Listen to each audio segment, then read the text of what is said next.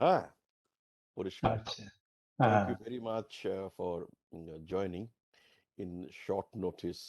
So we put an apology mm, coming to you in bit late. But thank you accepting our invitation and coming to the webinar 3, which is on socio-cultural relation. I can see all speakers here. Ambassador uh, has also joined. I mean, we'll be starting in 2 to 3 minutes from now. And I can see Professor Do Thuha from Vietnam, Rajiv Ranjan Chaturvedi, our good friend from Nalanda University. Thank you, Dr. Rajiv, for joining, and Professor Parul Pandiadar, um, Delhi University. Hello. Hello, hello. Thank you so Uh, much, Professor. Thank you very much, Professor Lipi Ghosh. Namaskar. Um, Thank you for coming to the webinar. And I can see Dr. Santarita from Manila. Mm, So, how are you, Professor Santarita? Yeah, fine. Good afternoon to all. Thank you. Good afternoon to you. And oh, hello, Professor Dothuha. Nice to meet you again. How are you? Okay, good. And welcome also to Ambassador Her Excellency Ina Krishnamurthy. Thank you very much, ma'am. Namaskar. Thank you very namaste. Thank you very much for joining. Um, we have with us my colleague, Dr. Sampa Kundu, and my staff, Omara, yes, and many local participants from ASEAN missions who have also joined. I think we are ready to start, and I'm just trying to see if uh, anyone from MEA who has joined. Uh, Otherwise, we will start shortly. See, in Delhi today, weather is a bit unpredictable and a bit unusual. This is heavy rain and thunderstorm. So, but many people may like to join online when the thunderstorm is outside. Hopefully, some will join. More numbers, I will see.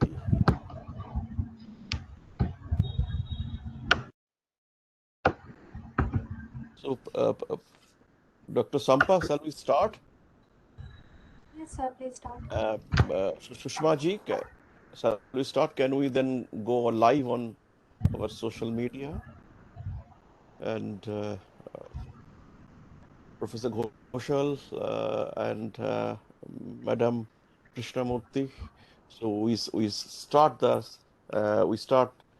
session, inaugural session. It is 2:31 dot in Delhi time, and this is the third webinar. We have started doing a series of webinars to commemorate 30 years of ASEAN-India relations. The first webinar was held in the month of February earlier this year. And then we have been continuing with the webinar series. I think there is some noise coming. May I request to keep switch off the audio? Mm, And then we have already completed two webinars. This is the third one. The first one was done on political security aspect. Second one was on uh, economics, and this one is going to be on socio-cultural. Very important. We are going to have two more. It's a run up to this year, the special commemorative summit, sometime towards the first week of November.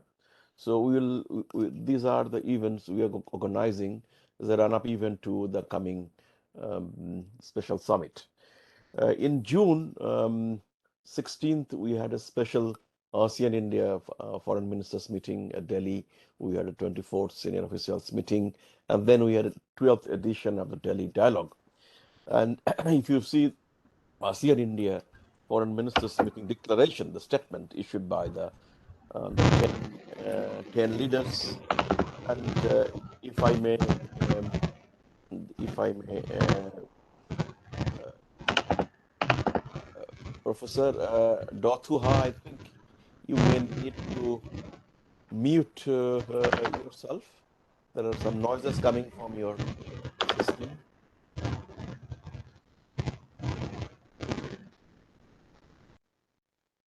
Yeah. So thank you. So if you look at the joint statement issued um, uh, on the special ASEAN in the foreign ministers meeting, and the Article 13, it states, and I just read it just for the information of the participants, that to deepen the understanding and strengthening inter-parliamentary dialogue through the Greater ASEAN Inter-Parliamentary Assembly and India Parliamentary Exchanges. Some noises coming.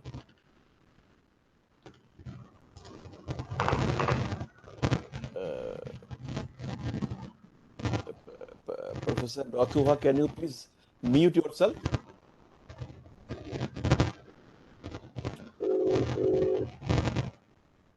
Can you mute yourself, please?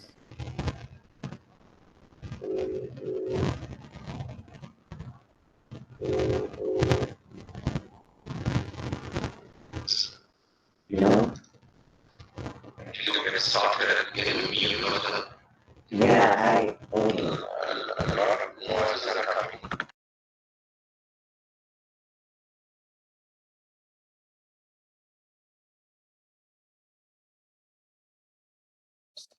Sorry about it. There are some technical glitches. So, and the joint statement also, talks about India's initiatives on socio-cultural front, like education, tourism, technical and vocational education and training, women empowerment and youth exchange. And the meeting welcomed India's continued support of 1,000 PhD fellowship for ASEAN students at IITs and the IT training centers in Cambodia, Laopedia, Myanmar, and Vietnam, including the ASEAN Community Magazine and ASEAN Cultural Heritage List initiatives. As you all know, that MEA has taken two new projects. One is ASEAN Community Magazine and the ASEAN Cultural Heritage List uh, initiatives. Uh, Professor Bhattacharya, can you please mute yourself? It is too much noises coming from your side. So this joint statement and the special meeting that we had just a few days back at Delhi on the foreign ministers and the discussion that we had in the Delhi dialogue, many of you attended. They all tell in one direction that socio-cultural relations are the most important in order to strengthen the ASEAN-India partnerships towards the fourth decade. I'm not going to, overemphasize it. It is known to everyone that we need to go beyond the statement and the declarations, and more from the point of view of the project implementations.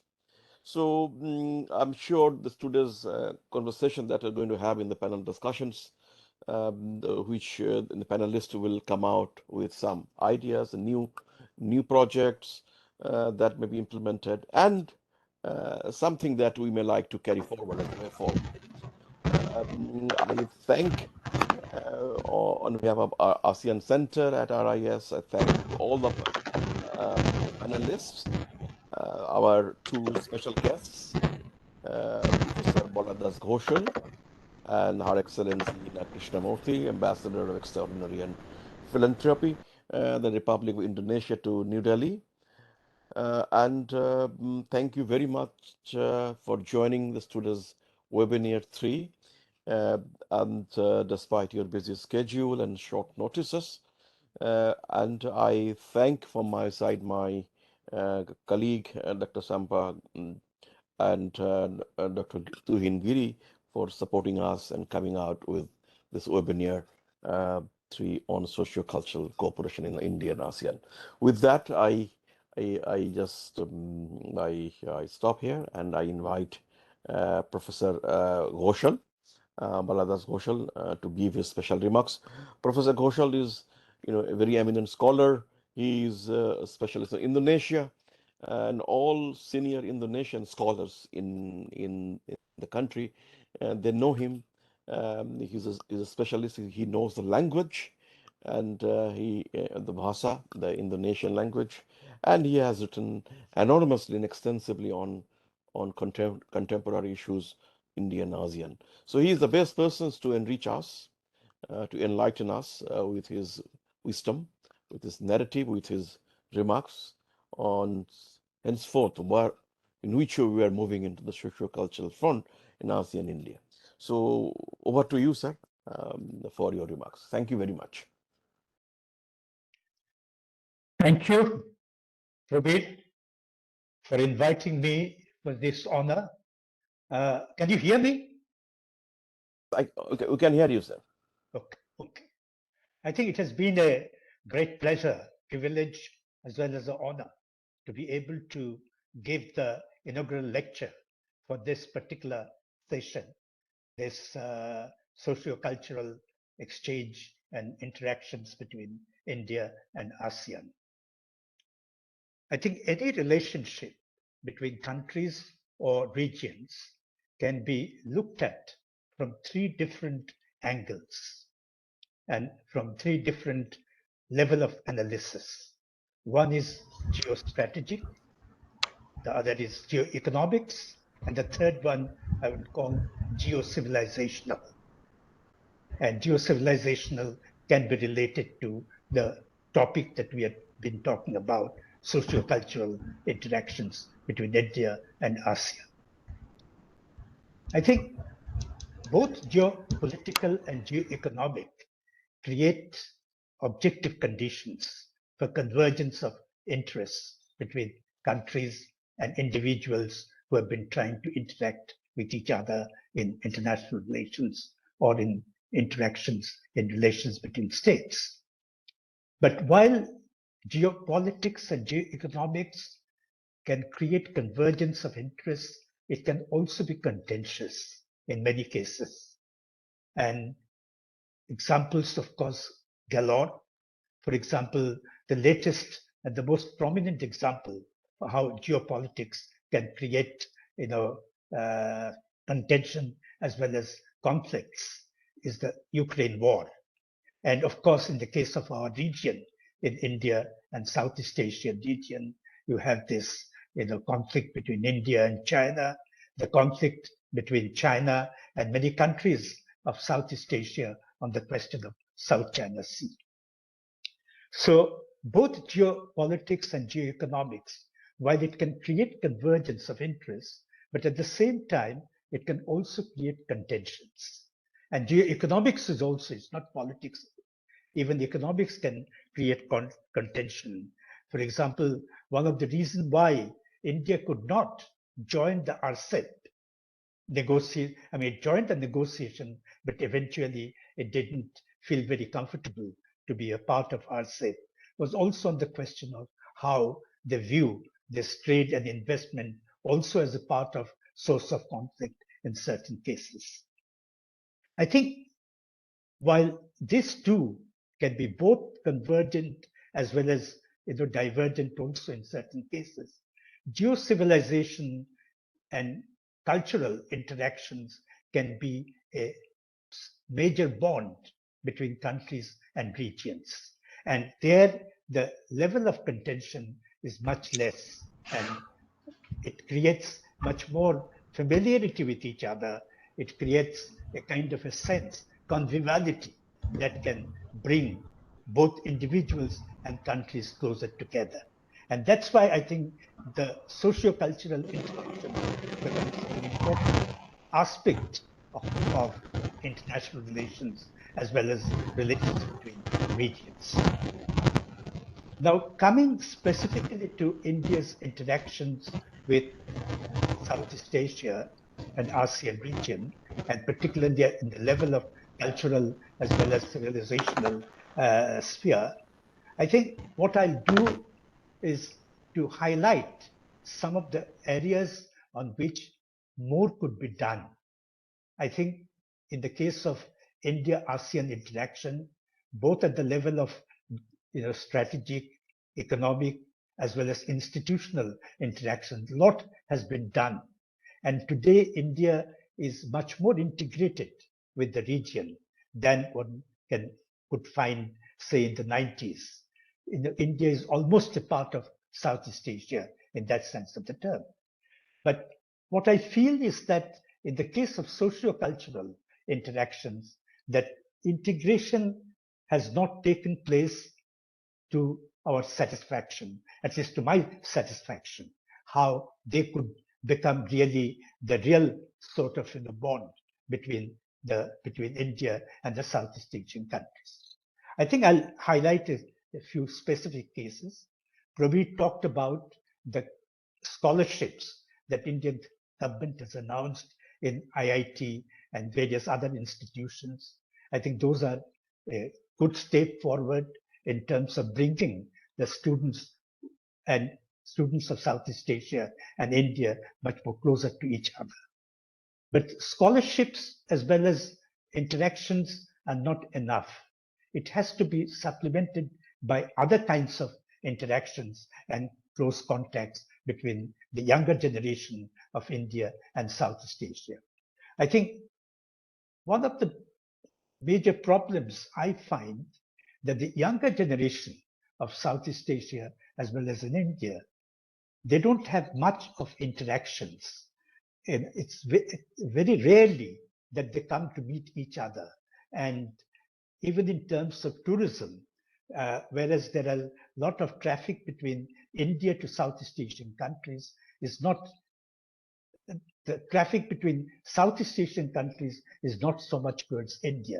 So you don't have the kind of interactions that are required between the younger people who want to know each other, and they want to know not just the old culture, because old culture, the older generation are much more familiar with it.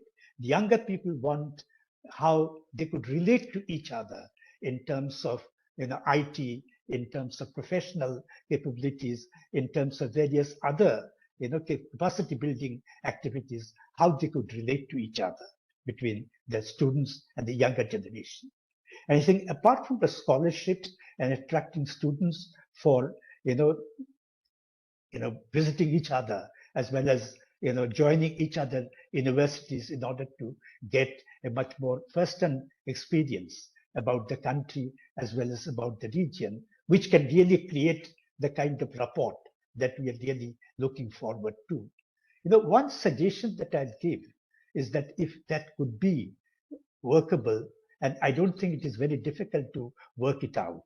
I think most of the universities in India, and also I believe in Southeast Asian countries, at least I've seen that in Indonesia, that they have, what they call the educational tours, as well as the more pleasure come educational tour in some other universities and all that. Now, if we can just make the program also interactive between, say, India as well as the countries of Southeast Asia through students' tours at a certain level, at a certain period of time, where they could come to each other's country and spend some time and interact with the younger generation in each of these countries. They can know each other much better, and they can also have better experience in terms of dealing with the younger generation. So some kind of arrangements could be worked out between India and Southeast Asian countries where the students could spend some time in each other countries in order to gain certain experience and knowledge about those countries. And that way you can build up much better interactions. Of course, I mean, students and younger people also know each other. For example, Bollywood films are a major attraction for many of the people, and that is a rage in Southeast Asia. So it gives certain element of familiarity with each other. So that could be one sphere. But if the students' program could be worked out between the universities, and this is not a very expensive proposition. During the summer vacation, sometimes the students' hostels remain vacant, and they can be accommodated in each other's students' hostels or certain other places where they could meet each other and relate to each other. Another interesting experience, another level which I would suggest is that we don't have reporting of each other's so much. Whereas in the case of China, Southeast Asian countries are full of their newspapers and various others are full of, reporting about China. But there's not so much about India. And in order to fill this gap, I would suggest that there could be some arrangements also between journalists of the two countries, the opinion makers, and some important, because one point that I'll try to highlight is that in any relations between the countries, various countries, there is one important very factor which is very important, which is that you must create a critical group of people who would be speaking for each other. One of the reasons why you find that despite some of the political problems between India and China, there are still people who talk about people-to-people relations. They talk about cultural interactions, which means that there is still a certain group of people who are prepared to speak for better interactions, better relations between the two countries or two regions. So we must also create a similar kind of critical group of people in each of these countries so that they can speak for better relationship between the countries. Except in the case of Singapore, where you have lot of relationship between the elites in India, the opinion makers, the bureaucrats, and the policy makers. They have very personal relationship between India and the Singaporeans. We don't have that kind of relationship between India and the other countries of Southeast Asia. For example, in the case of Indonesia, although slowly there are certain people who are now emerging, who speak for each other and who has developed a stake in better relationship between India and Indonesia. We don't have a real critical group of people who would be prepared to speak for each other. Now, in order to create this critical group of people, we need to interact at various levels. And one of the levels would be at the level of journalists. Now, again, I would suggest that if some kind of arrangements could be worked out between the government as well as the private newspapers, who could sort of invite some journalists from the region and spend some time, about 3 to 4 weeks, in one of the newspapers, work with the people here. Similarly, an Indian journalist could go to Indonesia or in Singapore or in Malaysia or in some other countries where they could work with the local people and they can relate to each other and build up contacts, as well as they can also prepare stories about each other. And that could be another way to build up contacts between the countries of India and Southeast Asia. Now, another important aspect which again needs to be followed is that we don't have much knowledge about the languages of the region. For example, there are very few people who can speak Indonesian, Bahasa Indonesia, or for that matter, Bahasa Malay, or Thai, or Burmese, or Myanmarese language. I think language capability is also important in terms of building better interactions between the countries. And it is not just in the case of Indians who need to build up their specialization and expertise in language, but I would suggest that even Southeast Asian countries can also send their people to India as well as, uh, I mean, particularly to India, and build up a group of experts in the language so that they can relate to each other. So there is another area where need to be really sort of, looked into and developed further in order to build up the socio-cultural interactions. The final point that I would like to mention is in case of tourism, because I think tourism is also part of a cultural interaction between the two regions. And what needs to be done is really to promote cultural kind of tourism between India and Southeast Asian countries. One example I'll give is that, for example, in the case of Indonesia, most of their cultural heritages are Hindu, Buddhist in orientation, whereas in the case of the religion, majority are Muslims. So the diversity that one finds and how they could sort of interact with each other and still keep that tradition should be also known to the people in India. Similarly, in the case of India, whereas we are majority Hindus, but at the same time, large number of Islamic, cultural heritages are preserved in this country, and the experience of, various places like, Mysore, Hyderabad, and various other places where you have this cultural diversity and what we call Ganga Jamuna Tehreer. And this kind of interactions should be promoted between India and the countries of Southeast Asia through cultural tourism. And tourism is one area which needs to be really developed further between the two regions. As I said, that lots of Indians go over to Southeast Asia for visiting, but Southeast Asians don't come to India so much. And one of the ways that can also be promoted is, for example, Indian films sometimes, they choose location in European countries or various other places for shooting. Now, if they could choose, for example, in the case of Southeast Asian location, at least it will be much more familiar to the Indians, and that can also create another set of bond between the peoples. Similarly, if Southeast Asian countries can also try to promote tourism through various ways and also through shooting films in Indian location, then you have, much more familiarity with each other.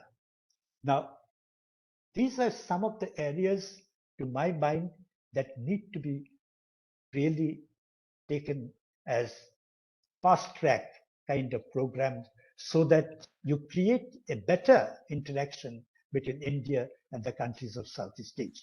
Because to my mind, it's the younger people who are going to be the real decision makers in course of time. And if the younger people cannot relate to each other, and if they cannot know each other better, and they can appreciate each other's faculties, then the socio-cultural interactions remains incomplete. So I think there has to be a much more intensive effort in order to bring the two areas closer to each other. The last point is the connectivity between India and Southeast Asia. There are no direct flights between India and some countries of the region. And most countries of the region, I think there is no direct flight. Either you have to go via Bangkok or via Kuala Lumpur or via Singapore. I think direct contacts are needed because it is a wastage of time for so much, waiting in different airports.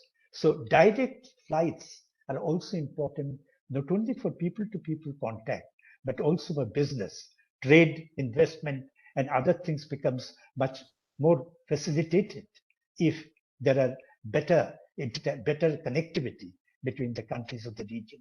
For example, if someone wants to go to Yangon from Calcutta, direct flight doesn't take even more than 2.5 hours, or approximately about 3 hours to Yangon. But one has to go either via Bangkok or via some other place.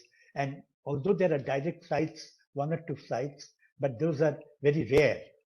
Now, similarly with other regions now, for example, in the case of Vietnam, now they have started these direct flights, and that has facilitated the travel and reduced the time for the journey. And that will definitely bring better interactions between the two countries. So the last point is that connectivity is very important, and unless there is connectivity, then there cannot be any interactions between the regions. So I think I'll conclude here, and I'm prepared to take questions on this issue. Thank you. Thank you very much, sir, for very elaborative, very rich opening remarks. And and I have been following your commentaries, your work. So this is the new one. I would rate it very high because you have added many new things, new points, even particularly connecting the youth. So thank you very much, and giving in very resourceful, very enriching opening remarks. And please continue to stay with us. We'll have a Q&A at the later, Sure. and we'll have another chance to come back to you.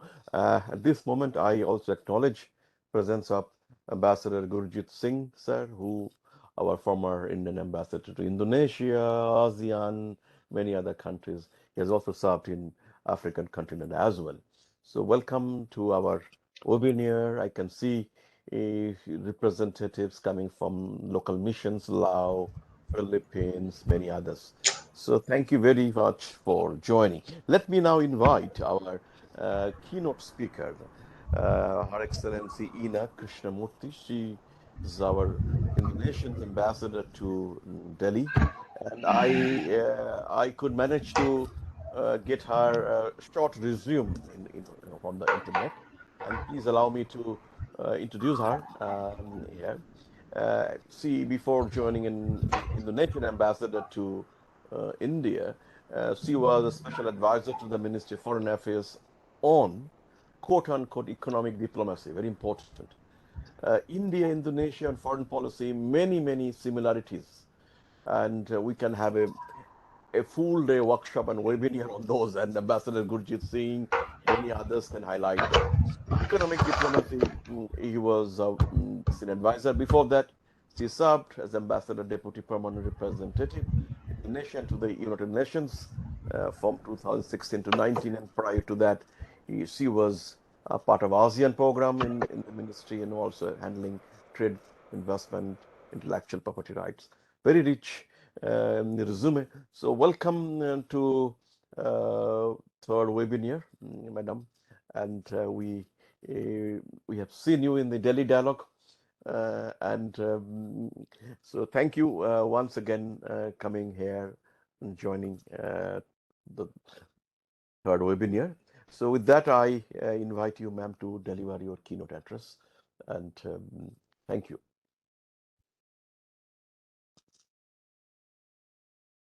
You have to unmute. Can you hear me? Yes, we can hear you. Yes, okay.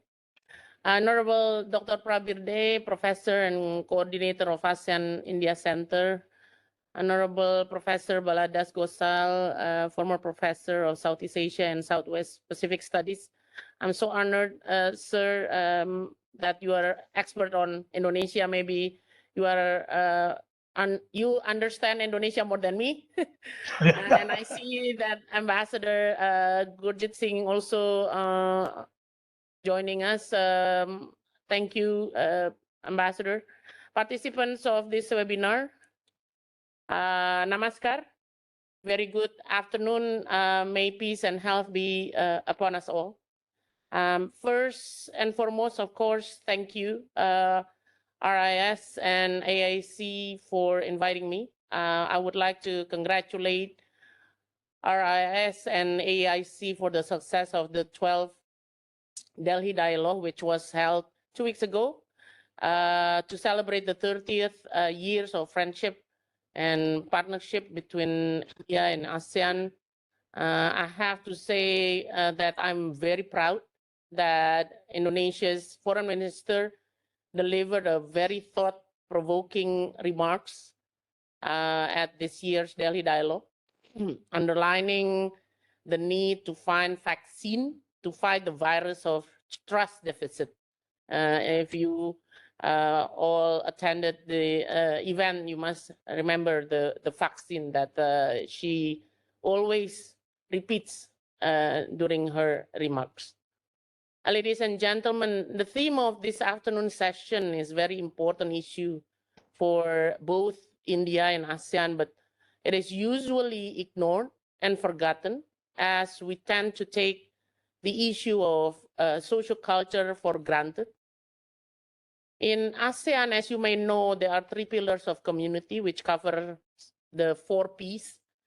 The first pillar of ASEAN political and security community is for peace, the first P. The second pillar, which covers economy, is to cover the vision of prosperity, the second P. The third pillar, which is now our theme of discussion, I believe is the most important one because it covers 2 Ps, which is people and planet. ASEAN believes that the community's work, it needs to enhance human development as well as enhance the resiliency and sustainability of development in the region. Many works of ASEAN has done to achieve the vision of ASEAN socio-cultural community since its establishment in 2003 is driven by principles of people-oriented, people-centered, and environmentally friendly. With a population of around 670 million, 30% of it are young people. And I believe Professor Sachin already mentioned about the importance of the young people. An estimated 65% is expected to be middle class by 2030, with 60% under 35 years of age. It's very young. There are no doubts that ASEAN needs to focus on the people as 1P if we want to achieve a strong community as envisioned by our leaders. Ladies and gentlemen, allow me now to move the socio-cultural partnership between ASEAN and India. This partnership should not be ignored and taken for granted. 2 millennium of solid and strong socio-cultural linkage, the socio-historical relations between Ramayana and temples in India and Southeast Asia, including in Indonesia. Yes, Professor Sachin, you must remember Borobudur and Prambanan, are the witness of this strong bond. On political concept, though both sides, ASEAN and India, are also champions of Indo-Pacific concept through the ASEAN Outlook on the Indo-Pacific, which is AOIP, and for India, Indo-Pacific Oceans Initiative, IPOI. Both concepts are aimed to build bridges of understanding and peaceful collaboration. With these notions of already solid relations, should we be complacent of our socio-cultural partnership? I think we need to continuously strive to build an even stronger partnership by benefiting the already solid historical, political, social, economic footprints between ASEAN and India. Allow me to present 2 important issues that I believe this August event should deliberate. Maybe my approach has similarities with already Dr. Prabirde or Professor Sachin mentioned.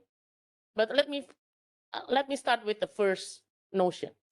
Socioculture as a connectivity issue, not only in terms of land, air, water connectivity. Professor Sachin already mentioned about that. But more importantly, connectivity of the past, the present, and the future. So our past historical connectivity, I mentioned about Ramayana as well as the temples, is the strong foundation and has been part of the modalities in strengthening our cooperation. No doubt about it. On present time, India has become ASEAN's significant partner, among others, with its pledge of $1 million to the COVID-19 ASEAN Response Fund. Also, India's contribution of $200,000 worth of in-kind contribution of COVID-19 relief items to ASEAN's humanitarian assistance in Myanmar. So on top of education, on top of all that Professor Sachin mentioned, ASEAN and India relations keep it relevant, keep it real. And for the future, I believe we must focus on the issues of women and young generation. I believe Dr. Prabir and also Professor Sachin already mentioned it, but I want to look at it from different angle. In 2020, ASEAN's women population ranged around 51 to 53% of total population, differentiate, in individual countries. Whereas India, in the same year of 2020, has more than 48% of female population from total. Women's role in economy, both in India and ASEAN, is also increasingly significant. It is estimated in 2020, in India, women contribute almost 20% of total GDP, with 25% of total labor force. On the other hand, according to the World Economic Forum, ASEAN's economy could see a 30% growth in income per capita in one generation if female participation in workforce rose from 57.7% to 66.2%. In 2020, for info, according to ADB, only 20 to 50% out of workforce in ASEAN are working age women, and around 70% of them are working in the informal sector, and that is why they have no safety net. India, as an economic power, holds significant key to a more prosperous and peaceful Asia. With its current approximately 1.3 billion population, 40% of India are young people below 35 years old. 57% are middle class. India definitely is among the world's powerhouse. If we combine ASEAN and India, almost 2 billion people, more than 50% are young people, and almost 60% of the population are middle class. Can you imagine, ladies and gentlemen? Surely, both of us have many reasons to build strong connectivity of our past, our present, and our future. Ladies and gentlemen, my second point is building positive paradigm and focusing on concrete cooperation. I believe Dr. Prabir and Professor Sachin already highlighted some of those concrete cooperation. The socio-cultural pillar of our partnership must develop within a mindset of dialogue and collaboration over rivalry, win-win cooperation over zero-sum game, and we have to turn trust deficit into strategic trust. We believe that these are the key traits to nurture trust and confidence in the region. These elements are transpired in the ASEAN outlook on Indo-Pacific. Above anything else, AOIP is a mission to create a habit of collaboration among countries in the region. And I believe there is a strong synergy in this particular issues with regard between AOIP and IPOI, because I trust that we are all wanting to achieve a region of common security, common stability, and common prosperity. Ladies and gentlemen, I would like to conclude by again quoting my Minister for Foreign Affairs during Delhi Dialogue, whom underlined the need of strategic trust, and I quote, Unlike vaccines for COVID-19, vaccine of strategic trust have never been short in supply. I do believe that the socio-cultural partnership between ASEAN and India was, is, and will be a significant vaccine of strategic trust.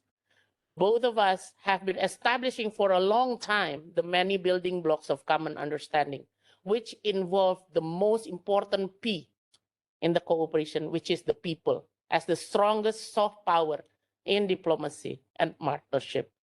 With those final remarks, I would like to again congratulate RIS and AIC for this webinar initiative and express my sincere best wishes for the success of the discussion. Thank you. Good afternoon. Namaste. Thank you very much, ma'am, for an excellent keynote for in this dialogue. So thank you. Coming up with brilliant ideas like which you said, work more on dialogues, work more with the youth, women, and the one you quoted, that if the workforce, if they have employed more women, the GDP per capita would have gone by some more percentage in the ASEAN countries. And this was an excellent findings, the study by which you have quoted, ma'am.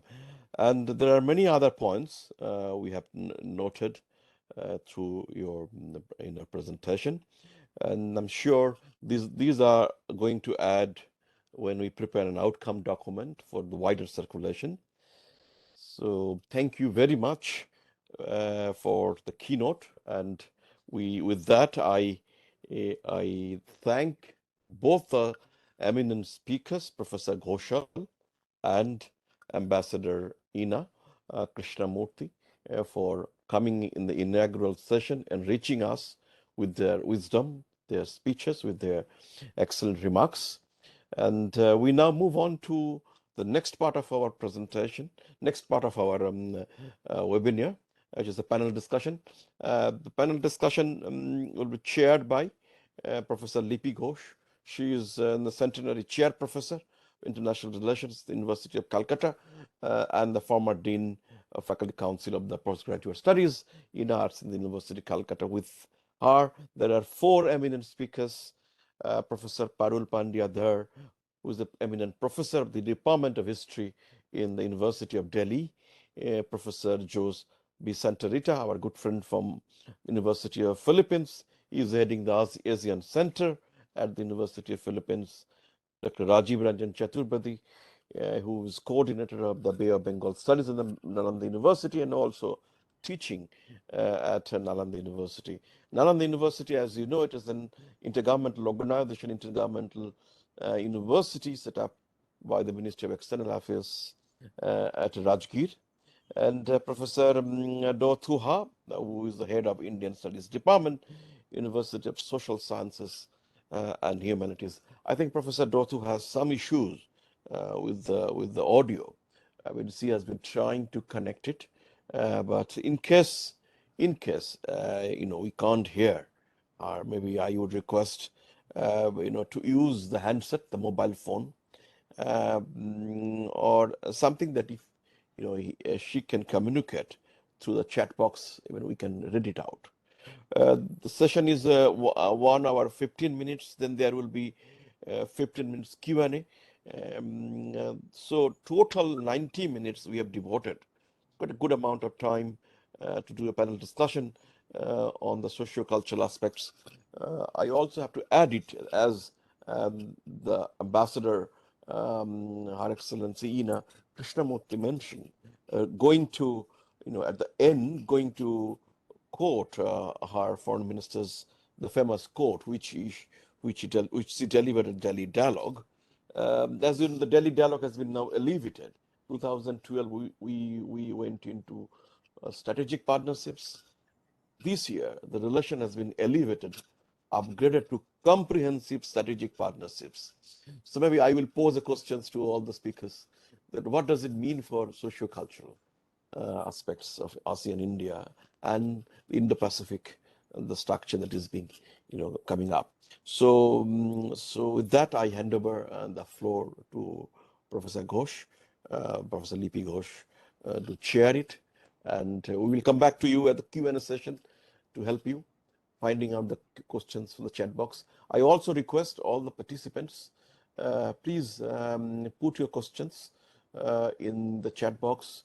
If you'd like to have a brief observation, please raise your hand at the time of Q&A.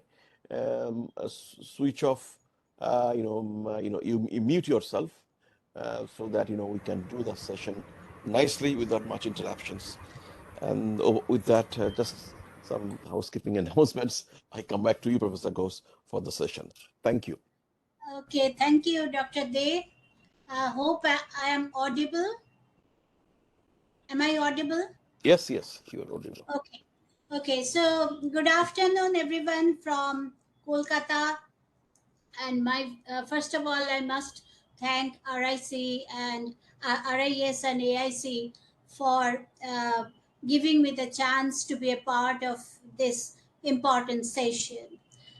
For the last few years, I'm taking interest into the cultural aspect of India's relation with Southeast Asia, and that might be the reason that you have chosen me to preside over this session.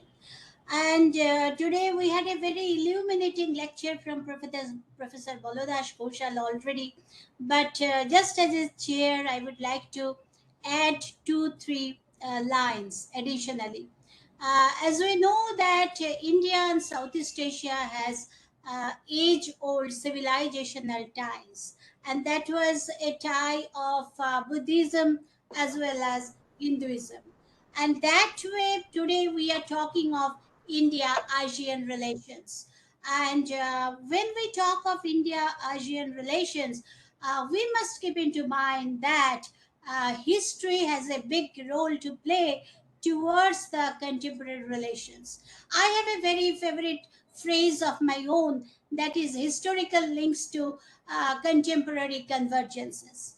And that way, perhaps today I see that there are historians as well as international relations persons as panelists, and perhaps we are going to have new lights on this panel discussion. And culture is something that we know that which goes beyond boundary. It is something that we cannot make it that Indian culture is that and Southeast Asian culture is that. There is always a continuous process of interaction. And so, after the presentation of these four eminent speakers, I would definitely give my opinion. But for the time being, I'm just like to say that please confine yourself to a talk of, I'm told by the organizers, to 10 minutes, 10 to 12. So maybe after 10 minutes, I will give you some sort of signal, and then we will have 2 minutes more, and then we can have intensive discussion. So first of all, I would like to invite Professor Parul Pandyadhar. Dr. Dey has already introduced her. She is the professor, Department of History, University of Delhi. So over to Professor Parul Pandyadhar. Well, thank you very much, Professor Lipi Ghosh, and always such a pleasure to meet you, even if virtually. Thank you for your kind introduction. Thank you also, Professor Prabir Dey. I could not hear you briefly, but I am familiar with with your kind words. So I thank you without having heard the introduction. Ambassador Ina Krishnamurthy, Professor Baladas Ghoshal, Ambassador Gurjeet Singh, Professor Prabir Dey, Professor Lipi Ghosh, Dr. Shampa Kundu, and all the delegates and participants who are presenting today. To commemorate 30 years of sustained efforts at strengthening relations between India and the Association of Southeast Asian Nations, 2022 has been marked, as we all know, as the ASEAN-India Friendship Year. But cultural connections between India and ASEAN go much further back in time, to at least 2 millennia. And as a professional historian and a cultural historian, for that matter, of the connected histories of India and Southeast Asia, I would like to focus today on how the past can inform the present and sort of not consider the past as a museumized relic, but to try and bring it up to the present. Now, ASEAN as a cohesive group of modern nation states represents a diversity of socio-cultural and religious practices, even as it shares historical links, cultural values, challenges, aspirations among its own Southeast Asian member nations as well as with India. So, even as it is important to perceive Southeast Asia's history in a unified way, it is equally important to draw attention to sub regional diversities that struggle for space within what is often perceived as an integrated Southeast Asian identity. We heard so much about Indonesia in the beginning today, and I think it is very important that each of these regions and their relationships with India are individually understood and not just cohesively addressed. May I share my PPT quickly? Would that be possible? Because the Yeah, time please. is, yeah, Please. okay. Yeah, Okay. please. Yeah. So is it visible? No, it is not. You have to, share. You have to All go to the right. share, and All then right. I think I have shared now. yeah, it is visible now. But you have to It's visible. select the PowerPoint. You haven't All selected the right. PowerPoint. Okay. Uh, No, I think yeah. Yes, it is visible now. it's visible. Yes, Okay. yes. The only thing is that I'm now no longer able to see anyone, but that doesn't matter. It's Yeah, fine. you go It's fine. carry on. Yeah, yeah, we can see it. Yes. Yes. All right. All right. So before the Second World War, modern scholarly tradition approached the many subregions of South and Southeast Asia as a function of colonial control by European powers. Historical scholarship was of necessity and opportunity at that time, brought in sync with the boundaries of control exercised by different European powers. At the end of World War II, the earlier colonial order gave way. Several colonial dependencies of Southeast Asia, erstwhile dependencies, asserted their independence, and as was also the case with India. This led to a shift in interest on the part of Western nations from past histories of the erstwhile colonies to the future of South and Southeast Asia as a whole, and the dominant areas became international politics, the changes in power structures, economic structures, and policy related matters. The early histories of specific Southeast Asian subregions were less enthusiastically pursued at that point, although they continued to make progress within well-developed framework of what were colonial era institutions. And I may just briefly mention institutions like the École Française, the Extreme Orient. Now, in the specific domain of historical connections between India and Southeast Asia, recent research has sought to demonstrate that socio-cultural developments within Southeast Asia itself had encouraged in the past Indian influence by way of the spread of Indian political, religious, and artistic ideas among the elite cultures of Southeast Asia. Now we have a shift in focus from Indianization to localization, say Javanization, or in the different regions, Khmerization, or how the influences have actually become an integral part of Southeast Asian regions and no longer is a transplant from India.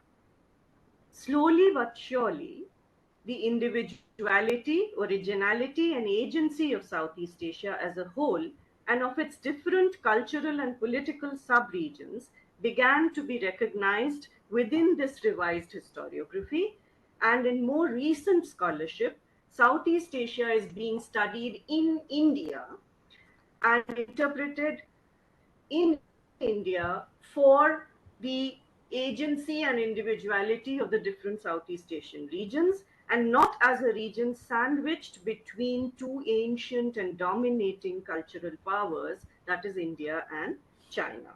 Now, coming to art and architecture provides perhaps the most spectacular and tangible evidence of intra-Asian connections in the form of pre-modern monuments, stupas, temples, also mosques, palaces, and associated artifacts that have survived the ravages of time. These art remains are testimonies to a deep history of cultural exchange, and it is important not to lose this deep history and to bring it forward. Viewing trans-regional interactions between India and Southeast Asia through the lens of visual cultures opens a rich narrative of transmission, translation, and transformation of ideas, motifs, forms, practices, which developed and impacted the different cultures in contact. Now, one of the points that keeps coming up in conferences, workshops, and panels of this kind is how and in what way do we address this past and to explain the presence of a culturally established symbol, motif, form, object, monument that is found, let's say, in one culture, say for example India, and finds resonance in another distant culture.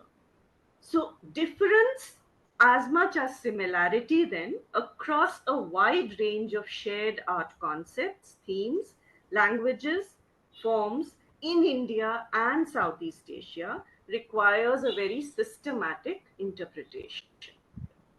Now, the antiquity and richness of this connected history in its varied cultural as well as interrelated economic and political dimensions, because trade played a very important role, has been brought forward in modern times through renewed commitments towards cooperation in the fields of culture, education, technology, diplomacy. A lot of points were raised by Professor Ghoshal, which we hope we will have time towards the end to discuss. Uh, mm, with efforts beginning with the leaders I have the greats I have put up on the screen, but continue it to this date. One of the very fascinating areas, where you need not fossilize history and heritage, are the living cultural practices. And Ramayana is very much a living cultural practice in many parts of Southeast Asia. Buddhism, Hinduism, and the countries where Islam dominates today, there is a lot to share. In fact, in one of the fascinating researches that is presented by Dr. Sarina Abdullah, Cheryl Teruchil Chelvam, and Dr. Noor Chullisidam, in one of the new publications that is expected later this year, we talk about the Islamic relationships with as much interest as we talk about the Hindu and Buddhist relationships. This is very important because, as Professor Ghoshal was saying, countries that have a dominant Muslim population would be very interested in the Islamic connections as well. So the role of local imagery, beliefs, and practices in fashioning newer iconographies cannot be sidelined, as it is this substratum of local cultures that actually encouraged and sustained external influences. Such living practices have been preserved and need to be continually preserved, and the interactions between them needs to be encouraged further, as can be observed in the living traditions of different parts of Southeast Asia. Another very important dimension is heritage conservation. This again brings the past into the present. The Archaeological Survey of India has been engaged in the conservation of Wat Phu in Laos, the Ananda complex in Bagan, Tafrom in Cambodia, and of course, India's ongoing archaeological conservation initiatives at the UNESCO World Heritage Site of Mizon in central Vietnam, which has been so much in the news, with our honorable minister Jai Shankarji tweeting about the discovery of yet another massive Shivalinga in the Mizon A1 complex. We may briefly recall here the situation in the 1980s, the important role that the Archaeological Survey of India played in the conservation of Angkor, the entire complex, and Angkor Wat, and the ensuing geopolitics of conservation at the site once the UN took over. So India actually supported these conservation initiatives when European powers had backed out. These things need greater publicity, media attention. It is all tied up. So history actually ties up very closely with the present. Coming to the next aspect, again, a very important aspect of bringing the past cultures into the present are tourism and pilgrimage networks that again relate very directly with the issue of connectivity. The trilateral highway, the flight connections, and so on become crucial for Southeast Asian tourists to arrive in India. Tourism, culture, and education are mutually reinforcing objectives. Buddhist tourist circuits, given the population demographics in Southeast Asia, as well as circuits highlighting past connections with sacred Hindu and Islamic architecture of India and Southeast Asia, can be structured with historical awareness and in consultation with subject experts. Pilgrimage and cultural education need not be mutually exclusive objectives, but can be brought together in innovative ways. There is then the issue of museum networks and heritage awareness. The youth needs IT. The youth needs English language training. Very true.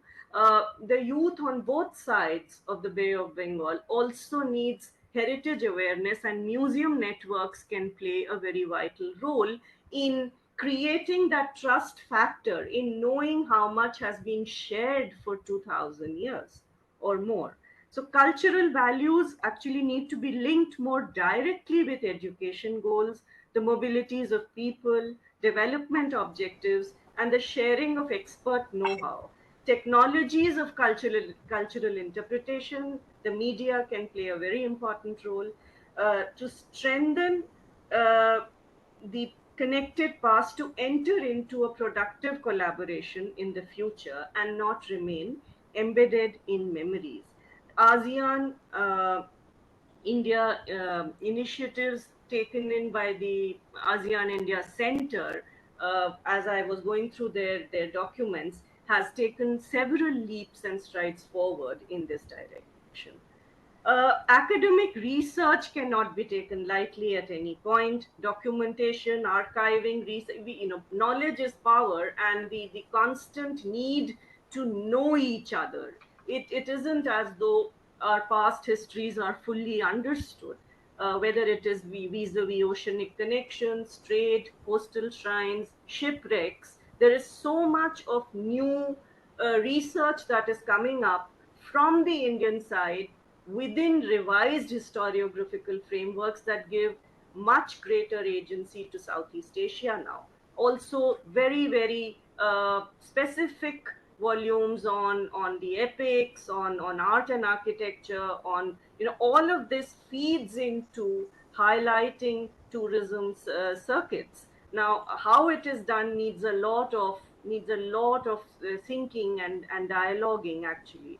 Uh, I will come to current initiatives largely drawn from AIDCR 2020, and I'm thankful to Professor Prabir Dey for sharing that with me, also to Dr.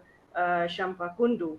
The newly developing trilateral highway and other networks have immense potential in bringing economic and cultural objectives together by increasing connectivity. Some of these observations observations are already being seriously debated and given concrete shape, as, for example, the creation of a common archival resource center at Nalanda International University in Rajgir and the training of heritage professionals at the National Museum Institute, which are part of the plan of action for the next 10 years of MGC cooperation objectives. If I may quickly point out, out of these three museum awareness catalogs, cultural awareness, you have most of them coming out still in the Western countries as a function of past colonial structures. Only the one on the right is by the National Museum Delhi. I think we need far greater collaboration. I need to educate the audience here on the very important initiatives on the ASEAN India Students Exchange Program, the Eminent Person Lecture Series, Media Exchange Program, youth summits, and centers for English language training. I think that would be enough, and we leave some time for a panel discussion around these themes. Thank you very much. Thank you, Dr. Pandya. Yes, you have talked widely about this interaction between India and Southeast Asian art. You talked about Buddhist, Hindu, and Islamic connectivity. I would also like to draw your attention to one fact, that is the issue of Thai connectivity. Thai circuit of tourism can also be developed, which we Yes, yes, usually do not consider. So absolutely. let us move to the next speaker, uh, Zoeb B. Santarita. Zoeb B. Santarita, uh, yes, he is a professor, Asia Center, University of the Philippines, Manila. So, Professor Santarita. So, good evening. Thank you very much, Dr. Professor Lipi, for your introduction. Uh, as I said, greetings from the Philippines, and I'm happy that we have a representative here from the Philippine Embassy, and of course from Lao Embassy. So many thanks to the RIS as well as to Professor Prabir D and Dr. Sampa Kundu for this opportunity to share my thoughts uh, with the distinguished members of the panel. In 2015, governments renewed their commitment to education by adopting the 2030 Agenda for Sustainable Development. Among the 17 Sustainable Development Goals, or SDGs, was a pledge to ensure inclusive and equitable quality education and promote lifelong learning opportunities for all.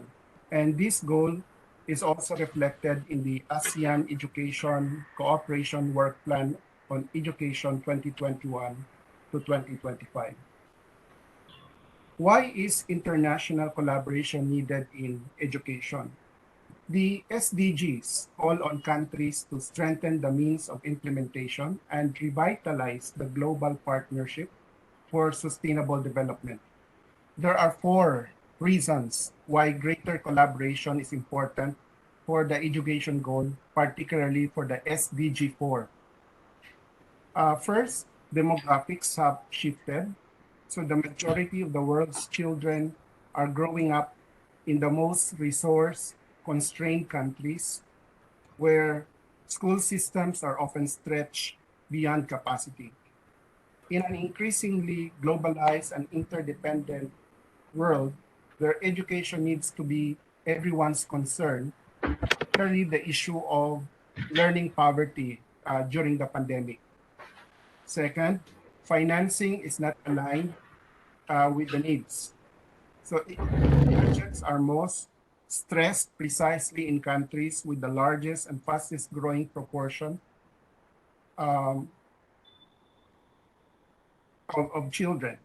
The differences are astounding if one considers the inputs typically associated with quality education are increasingly priced in the global marketplace, including buildings, well-trained professionals, books, supplies, and of course, technology. So greater international cooperation can help close this gap by scaling up targeted assistance for education. The third one is the massive shortage of teachers.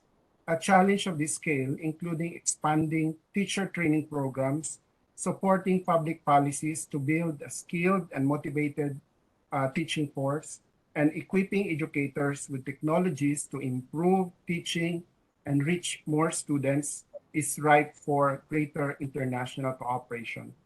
The last one is the secondary and higher education needs to grow. So the SDGs call for expansion of secondary and higher education because it builds skills, civic attitudes, and technological capacities for development. Now, as mentioned by previous speakers, uh, there are several cooperations already in education between India and ASEAN countries. And this will include even bilateral partnerships from government to government, from academic to academic institutions, even private to private organizations, or a combination thereof. We have here ASEAN India Research Training Fellowships for ASEAN member states, the India ASEAN Student Exchange Program, and the ASEAN India Science and Technology Development Fund. This, in a way, address in one way or the other the reasons mentioned in previous slide. Cooperation, however, should not stop here, especially after the pandemic, and the need to continue this in preparation for possible global health crisis in the future. So given the limited time, I will proceed with actionable activities that might have potential for collaboration between India and ASEAN countries in close coordination with the Indian Technical and Economic Cooperation, or ITEC, and various agencies of India and ASEAN countries. And let me enumerate uh, some of them, which I will discuss in brief in succeeding slides. Like convention or holding of conventional space agencies and academic institutions, database and knowledge sharing system, collaboration of open universities, particularly by the Indira Gandhi National Open University and other open universities in Southeast Asia, provide avenues such as a conference, experts visits, and roundtable discussion for both pharmaceutical and non-pharmaceutical interventions, actively promote Ayush and traditional medicinal practices of Southeast Asian countries, collaboration and accommodation to the National Medical Commission's recent standard. This is related to health, medical studies and student mobility. Dialogue on schools connectivity and digital transformation. I think it's already discussed partly by a previous speaker. We should also work on models of collaboration, although these models of collaboration like dual, joint, twining, and student exchange are already old. But I think in the case of the Philippines or of Southeast Asian countries and India, it's still a way to go. There's a need to explore for possible collaboration. We need to continue the ASEAN India Universities Administrators Dialogue. And of course, we should not forget, because it's socio-cultural, we have to collaborate on culture-related partnership activities. To sustain this initiative, education, specifically the public health program, should be continuously supported by expanding network of open universities in the region, focusing on open and distance learning using technologies such as the knowledge metaverse. Through the knowledge metaverse, users around the world are stable to access, study, and interact with information and activities created by the collective knowledge of humankind. There are no limitations on who can connect to the knowledge metaverse or where they can bring it, as long as there is a stable wireless internet connection. So students can transform their bedrooms into laboratories, while industrial workers can label, define, and explain complex machinery in a multitude of languages from anywhere in the world. Galleries can display biographies and similar works by the resident artist or bring the entire exhibit to a user's home. So the only limits in the possibilities of the knowledge metaverse come from what the user can imagine. And I'm trying to look at it on the possibility of sharing the collections of, the 2,000 linkages between India and ASEAN countries through this application or platform. Perhaps this is the reason why Facebook recently changed its name to Meta. Another aspect is regional collaboration with help in real-time sharing of sensitive information during the pandemic. Maybe networking of genome centers based in academic institutions and universities, and more importantly, the collaborations of teachers and researchers of various countries. I'm not saying this is new. We need to continue and definitely improve these collaborations and partnerships, particularly with the use of artificial intelligence, specifically the use of medical robots. It is also hope for a continuous student mobility of Bachelor of Medicine and Bachelor of Surgery, MBBS, to Southeast Asia, including the Philippines.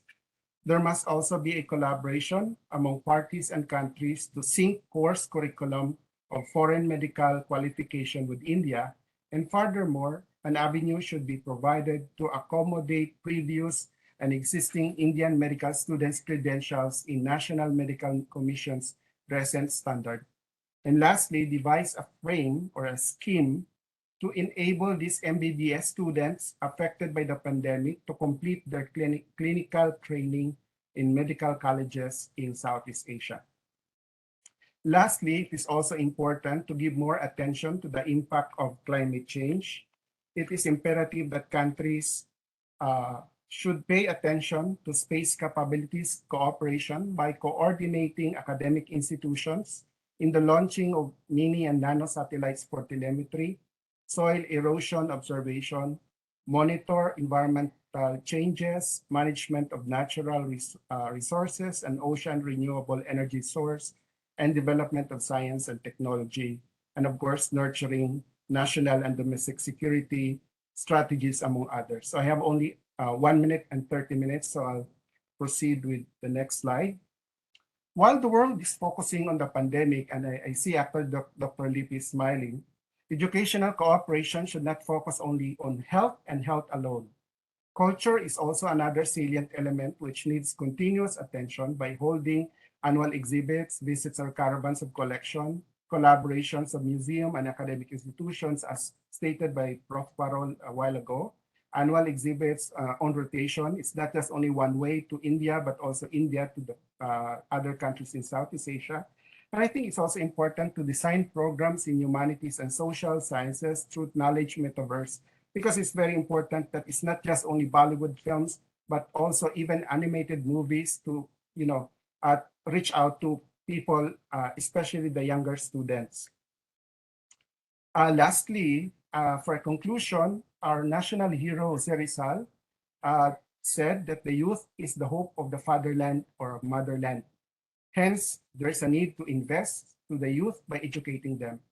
And given the limited resources of each country, a regional or international cooperation in education is imperative. Cooperation could be done bilaterally, multilaterally, regionally, or both, or a combination. Cooperation could be done both on-site and virtual. Cooperation on health, education, culture, and curriculum or program offerings, and cooperation of all stakeholders, including students, teachers, officials, administrators. We must ensure that all stakeholders must be considered. By doing so, ensure inclusive and equitable quality education, and promote lifelong learning opportunities for all.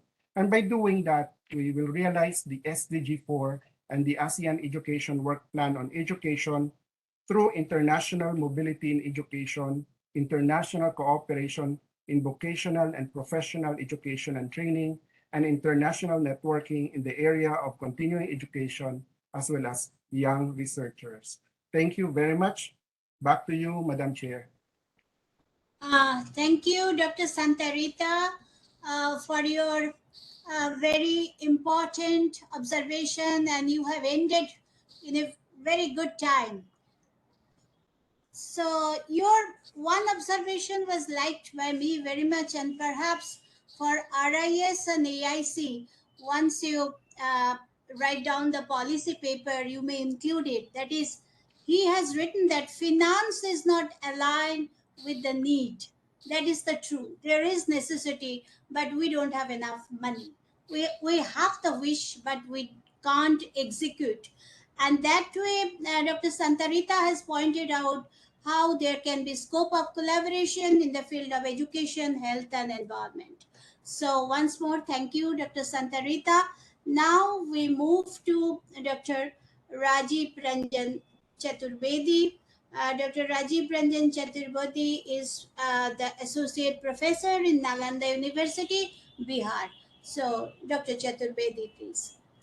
Thank you, Chair Professor Lipi Ghosh.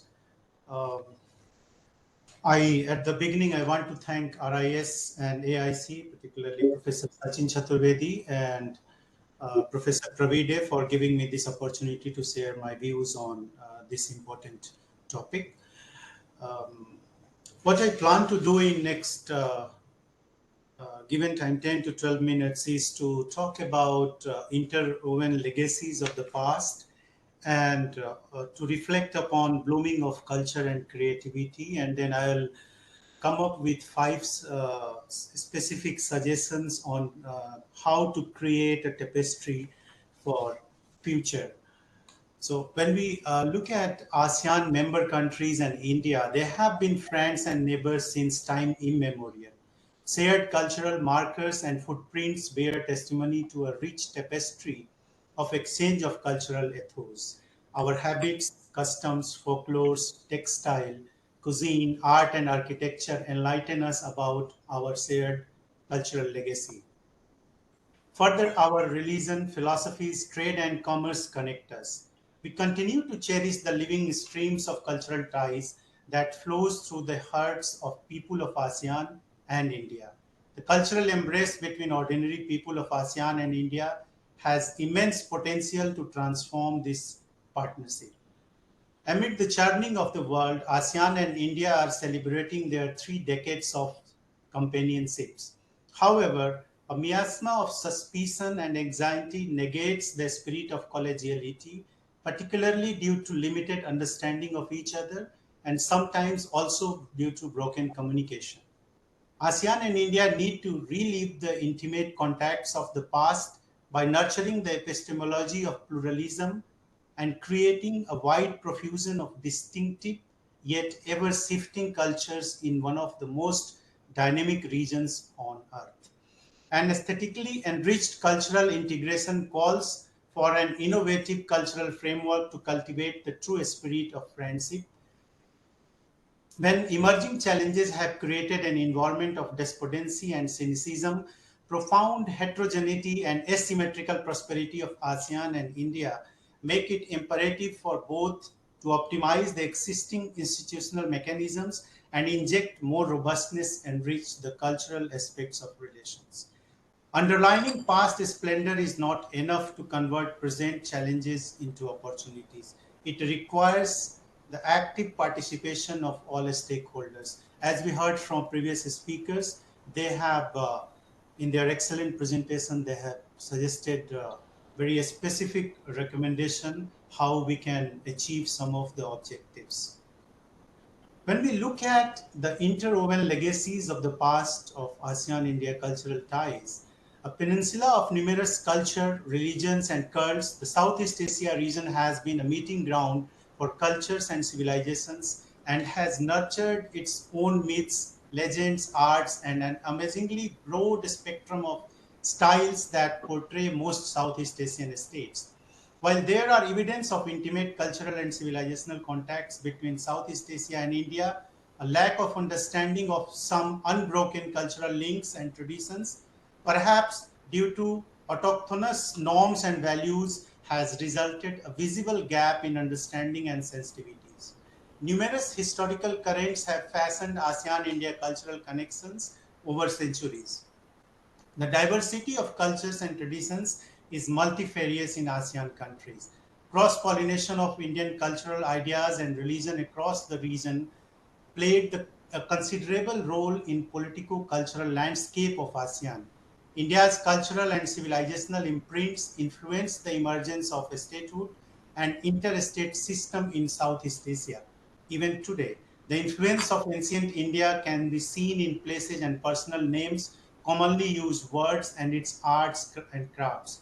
Study shows that during the first 600 years or so, Indian cultural symbols, including writings and statuary, were adopted in whole with little to no modifications. However, the 7th century onward saw the creative adaptation of Indic culture by the Southeast Asian, resulting in interesting local variations. Thus, the countries in the region adapted and modified a whole range of foreign ideas and rules to suit their interest and local context.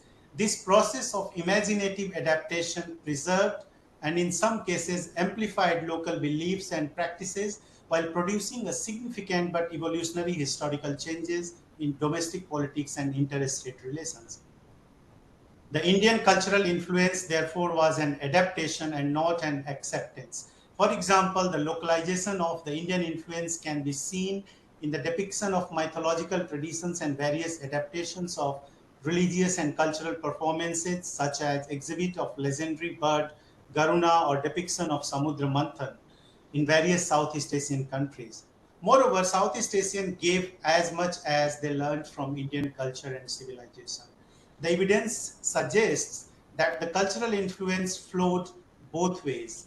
Southeast Asia has also contributed to enriching India's culture and traditions. This cross-pollination of ideas and spiritual interactions between them has left an indelible mark on the regional art, architecture, culture, language, and people-to-people exchanges stimulated by a spirit of creativity, cooperation, and collaboration.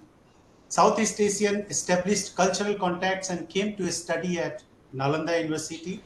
Some research suggests that several Southeast Asian innovations such as rice cultivation, bronze production, ideographs, outrigger canoes, iron and iron technology, etc. were transmitted by traders and sailors to coastal India.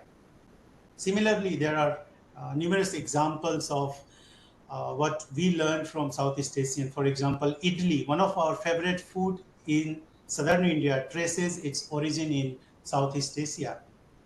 How this past is helps and we learn from past in blooming of culture and creativity. Better connectivity and connections through social media have led to greater people-to-people connectivity and collaborations between India and ASEAN region. The cuisine of the Southeast Asian region was once found only in metro cities or making rounds in small towns. India is witnessing a culinary revolution in which Thai and Vietnamese cuisines, for example, make their presence felt. The Indian weddings feast, for example, khao sui and laksa are eaten with gusto. With its scenic natural beauty, historical monuments, and rich biodiversity, India is gradually attracting attention of tourists from ASEAN region. We can see social media posts by our current Vietnamese ambassador who has seen many UNESCO heritage sites all over India. All this has led to a better appreciation of one another cultures. Moving ahead, how do we create a tapestry for future?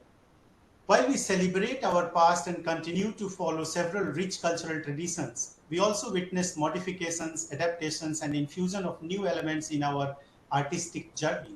The contemporary dynamics of the region and the fast-changing global society brings new ideas and poses different challenges. Therefore, ASEAN and India need to deliberate upon issues on which they could share their expertise and experience and learn from each other. So I identify 5 key issues that require attention for greater collaborations between ASEAN and India. And some of them actually already Professor Parul Pandyadhar has elaborated upon. So first and most important aspect is the safety of cultural heritage. The sale of antiquities is a lucrative source of income, and illegal trade in art and historical artifacts funds terrorist activities.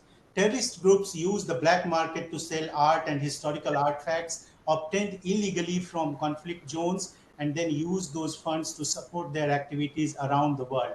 Therefore, protection of the cultural heritage is related to national security, and it requires greater coordination and cooperation to end such transnational crimes. The cultural aspect of external interface is a powerful tool in government's diplomatic schemes. A pragmatic cultural policy could drive a convergence of interest towards cooperation in finding common solutions. The fusion of our cultural past could be enriched further through robust collaborations between ASEAN and India at present. The second issue is that of intercultural communication. Culture is a dynamic thing and it changes with time and circumstances. Cultural groups face continual challenges from such powerful forces as environmental upheavals, pandemics, wars, migration, the influx of immigrants, and the growth of new technologies. As a result, culture changes and evolves. More importantly, the knowledge remains limited due to a lack of intercultural communication, and that was highlighted by some speakers already. Intercultural communication is vital to develop a better understanding of each other's practices and sensitivities, likes and dislikes, and thus it could be very helpful in boosting mutual interaction. Digital technologies can be an important medium for effective communication. Public digital infrastructure offers immense opportunities to reach out to ordinary people directly. ASEAN and India can transform intercultural communication space using digital technology. And I think during Delhi dialogue, as Professor Day mentioned in his opening remarks, already considered these options to enhance digital connectivity between ASEAN and India. It will empower people to strengthen their capability to become a trusted collaborator. The third issue is the management of cultural resources. Culture and cultural resources represent a vital asset in efforts to develop tourism across ASEAN countries. Moreover, tourism is highly dependent on cultural icons, and proper management strategy would ensure that cultural heritage would be preserved and contribute significantly to the material well-being and the stability of their societies. ASEAN and India should enhance their technological and professional cooperation in the cultural resource management. The fourth important issue is dealing with the culture industry.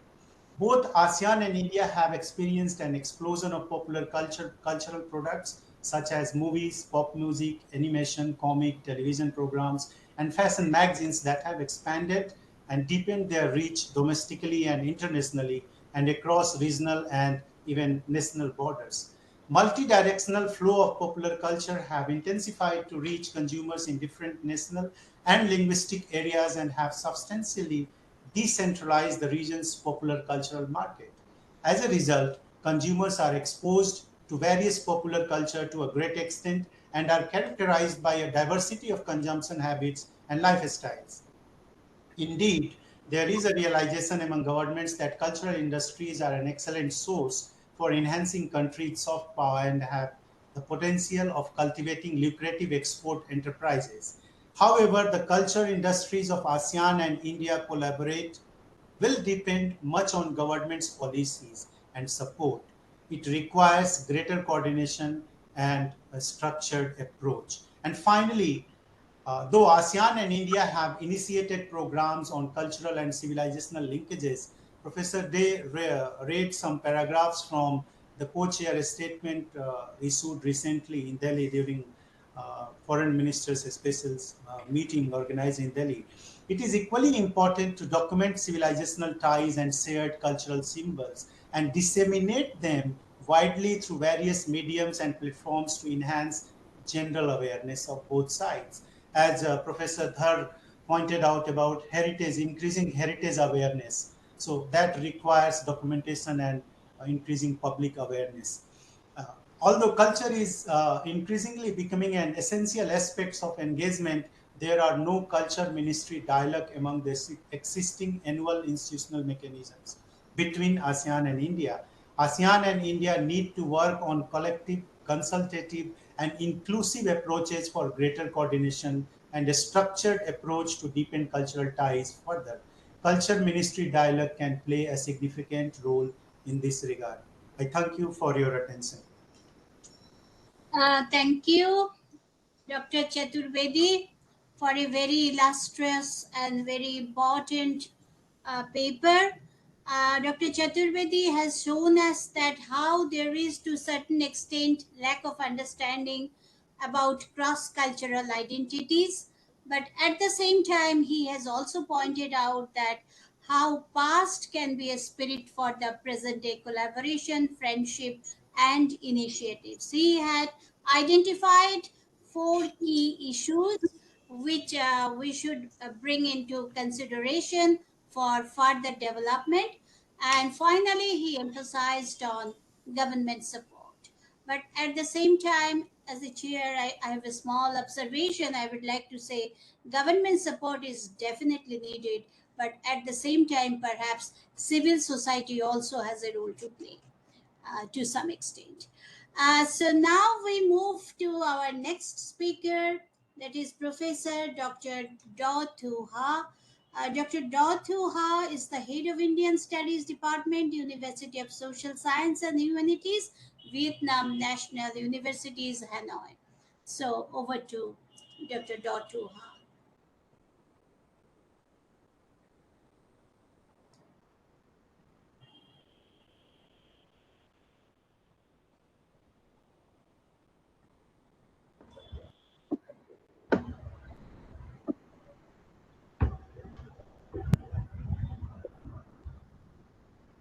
Hello, Yeah, we can can hear you you. hear me? Yes. Okay, good. Yes.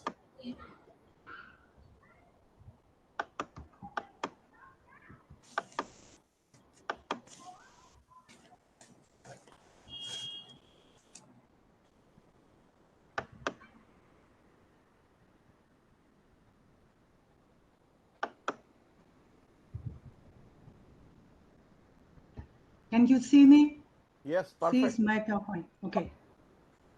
No, can you just go into the yeah, Yes. yes. At first, I'd like to introduce myself as Professor Dr. Do Thu Ha from Vietnam National University. Yeah. And thank you very much for inviting me to talk today. My paper is about knowledge-based economy in India and some cooperation suggestion. The paper will have two main parts. The first is India and knowledge economy, and second, India-Vietnam cooperation in critical technology. First, we have some concept definition. People talk that, knowledge economy is a use of knowledge to generate tangible and intangible values. Technology, and particularly knowledge technology, help to transform a part of human knowledge to machine. And this knowledge can be used by decision support system in various fields and generate economic values. This term, in fact, was popularized by Peter Drucker as the title of chapter 12 in his book, The Age of Discontinuity, in the year 1969. And as we may know that knowledge as it is applied in entrepreneurship and innovation, research and development, software and products design, and in how people use their education and skill is now widely believed to be one of the key sources of growth in the global economy. Because the time is very short, that's why I will, skip some slides.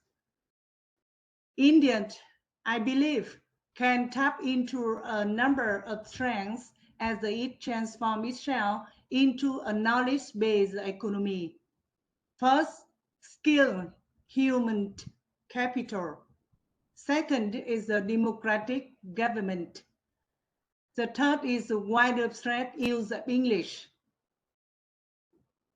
And the fourth, macroeconomic stability. Then a dynamic private sector, institutions that support a free market economy. India right now is one of the largest local market in the world, a well-developed financial sector, a rich culture base that generate a wealth of ideas, and at last, a broad and diversified science and technology infrastructure, as well as global needs in information technology. That's why, I can give some example. The first is India with the real growth, domestic product per worker, alternative projection. I take it here from the year 1995 to the year 2020. And we can see here India growth domestic product by sector also. Right now, as you can see here, service become very, very important, and over half of the economy in India. The third is growth domestic product per capita, purchasing power parity, India and comparator from the year 1990 to the year 2003. And you can see here, India is not very high, but ranking 123 over amongst the countries in the world. And you can see here, for example, India GDP growth rate from the year 1990 to the year 2014, increasing very fast. And also the GNI per capita, yes, not very high, but you know that always in increase. So comparing India globally, we can see that by global measure, India economy is still relatively small. With 17% of the world people, Indian account for less than 2% of global GDP and 1% of world trade. And in figure 1.2, we can see that Indian GDP per capita has been increasing a bit at a much lower rate than China and Brazil. And how about India Knowledge Economy Index? We can see here India and its the comparator and the world. The year 1995 and most recent periods. You can see here, that here's some Africa country and China and India here between.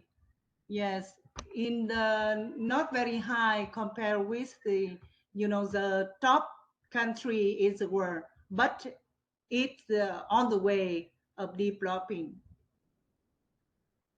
And cross-country comparison on the four pillars of the knowledge economy, Indian and comparative in the same periods. You can see here, India compared with China, with Brazil, Russia, Poland, and Korea. So this one increasing, but not very fast compared with other countries. However, if we see here, the scorecard of selected variety, we can see that Indian knowledge economy increasing very fast, and in some sector, it's need to pay attention to, and for Vietnam, we can learn from them. So, for example, here, India has got second largest source of engineer, scientists, and computer expert working in the United States, leading in informatic technology with laboratory in the Bangalore, Silicon Valley of Asia. Bill Gates has invested 1.7 billion US dollar in India to build 4 development center. He's the biggest laboratory outside the United States right now in Hyderabad. And there are 380 university, 1,500 research institutes that annually train 500,000 engineers, informatics specialists, and technicians, more than those in the United States. There are big pharmacies like Remasi, Orchid, or Dr. Reddy. Nuclear, biological, and cosmological research also have a very high ranking in India. So for me, reason for India economic growth right now have 4 reasons. The first, young workforce is more powerful than that of China and far stronger than those of the United States and Japan. They have created both large supply and demand, 2 essential push factors for rapid economic growth.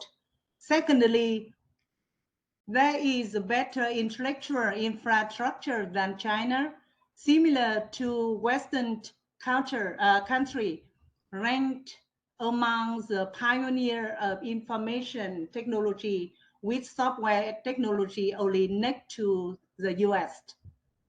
Indian people today, I believe, are the brave generation. Finally, over 20 years of economic liberation, India has formed a unique role model and is considered to be superior to model of both China and the US, a free market business model with less governmental intervention than those in China and the US state with the strong government intervention. So for us, Indian Vietnam, what we can do for cooperation in critical technology. As you may know, India-Vietnam ties have gone from establishment of diplomatic relations in 1972 to the comprehensive strategic partnership in 2016. The comprehensive strategic partnership has opened new vistas of cooperation in such areas as education, knowledge sharing, science, technology, cooperation, maritime security, culture, defense, and strategic aspects, and working together in areas such as renewable energy and digital connectivity. I will have some analysis for example. Why much have been debated and discussed in the academic circles with regard to the possible trajectory of the relationship between the two countries. But given the fact that the two economies have been the fast developing economy in Asia, it has become pertinent to highlight the area where the two sides could develop synergy. There are three important areas where our two economies can converge and build synergy, particularly in areas such as space, cyber security, and select critical technology, thereby developing new knowledge related to harnessing of scientific resources. The two countries are working in the field of the fourth industrial revolution and the use of machine learning, artificial intelligence, new data will become important in addressing challenges related to digital innovation and data mining to create new products and exploring the market. The defense relationship between the two sides also has grown fast, and it is expected that new kind of technology, particularly regarding advanced weaponry, hardened storage system, and non-talent weapon system would also pave the way for the future cooperation. First thing, I will give some example to prove my point. First, about new technology. Vietnam Maybe you may Prime like Minister Phạm to. Minh Chính said in a Sorry, sorry. meeting with Science and Technology Ministry in May the year 2021 that it is necessary to design appropriate institution, mechanism, and policy so that thousands of business and whole of the society can participate in promoting the development of science and technology. Vietnam has elected more than 380 firms which are identified as the science and technology enterprise, along with 43 considered as high-tech ones. The intention and the plan for creating a critical technology infrastructure are there, but there is a need for accelerated plan and outcome approach. I think one way is to bring hybrid education, joint venture, fusion center, and lastly to be a part of group of countries leading in technology and innovation. Both India and Vietnam, I think, are in it for such a project and partners. Vietnam and India can keep up with the research and development in such area as fuel sand, composite material, new alloys, cyber, and encryption and protection of data, providing basic amenity for governance, and taking small steps in cyber and space domain.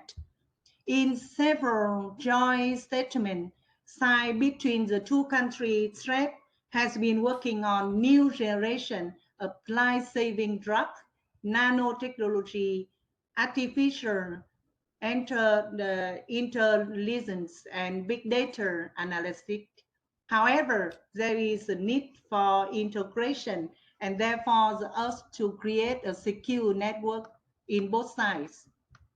About the second area, I think, is education. Maybe As you know that you may like Vietnam to right now has a potential shorten to the become discussion. Japan in Southeast Professor Asia. Dot Developing synergy with other countries can be beneficial.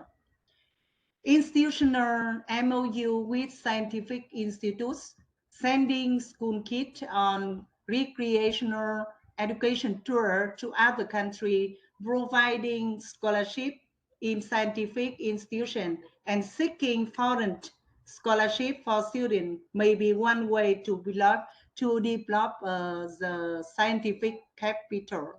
Given the use of new educational techniques and the spread of internet-based education and online classes, this can be achieved at a much faster pace.